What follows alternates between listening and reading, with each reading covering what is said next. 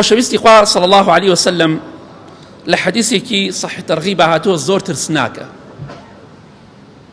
أفرمي بياوي واهيا إن الرجل ليصلي 60 سنة وما تقبل له صلاة. بياوي واهيا 60 سال نوێژ دەکا بەڵام خوای گەورە یەک نوێژی لە قبول نەکردووە لە 6 ساڵە. 6 ساڵ تەمەنێکە کاکە. کابرا لە 10 ساڵیش نوێژی کردو دەستی کردو بە نوێژ 70 ساڵ تەمەنێتی. کاتە 6 ساڵە نوێژەکە بەڵام یەک نوێژی لێ قبول نەبووە.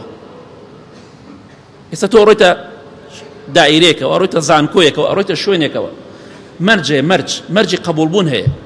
یعنی ئەکرێ من دەرەجەکەم 50 بێ و وەڵا کاکە مێ لە بەشی پزیشکی وەرگیرێ، شتی وا نابێ کاکە وەرناگیری، قبول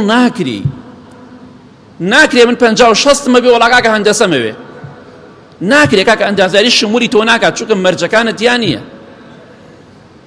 ناکرێ تۆ وەڵا من تەعینە بم بەسە بێ 2 ملیۆن و 3 ملیۆن معاشم دەنێ، شتی وا نابێ کاکە بۆ هەموو شوێنە لەوانەیە لە معاشەکەت 500,000 بێ، لەوانەیە کەمتریش بێ. مەرج بۆ قبولبوون. نوێژیش مەرجی هەیە.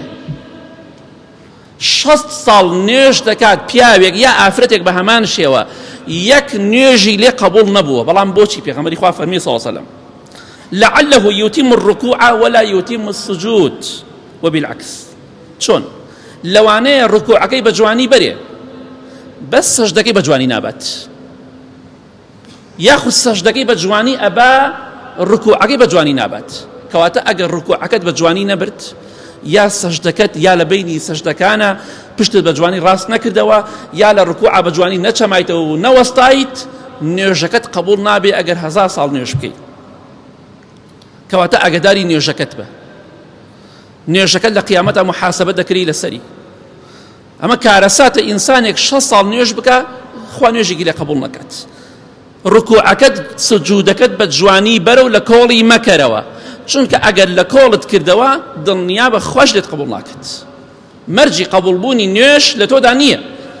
کەواتە ئاگاداری خۆت بە. ئەی پەنا بەخوا ئەگەر کەسێک هەر ڕکوع و سجود بۆ خوا نەبابێ حکمی چی بێ؟